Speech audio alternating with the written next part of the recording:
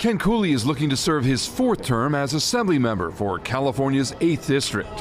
He says it's his experience that makes him the right candidate.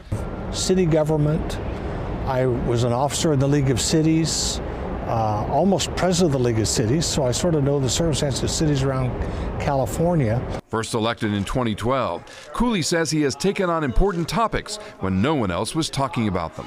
Long before the issue of football and concussion was an issue, I played a key role in 2014 on working with the Interscholastic Federation of California on developing more sensitive approach to practice at concussions. All members vote who desire to Cooley vote. points to his leadership roles, including head of the Rules Committee, though heading that committee in 2019 brought both praise and criticism for his leadership when multiple sexual harassment claims inside the Capitol came to light, sparking the movement, "We Said Enough."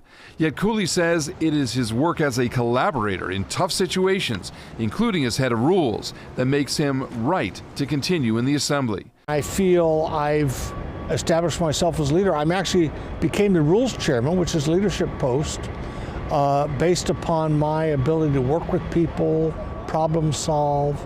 But he's facing a Republican and longtime Trump supporter, Kathy Cook, who feels it is time to change how her district is represented. I feel like we are underrepresented. The mainstream Californians and my constituents in the Arden Arcade and Carmichael area just doesn't seem like we are paying attention to important factors that are going on right now.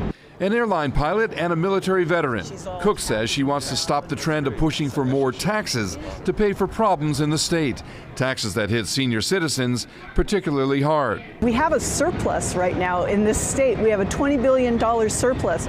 So why in the world are we talking about adding another $15 billion school bond on top of that? You know, we're getting to the breaking point for people. She points to a big issue including homelessness as a dire need to be addressed, a point on which both candidates agree.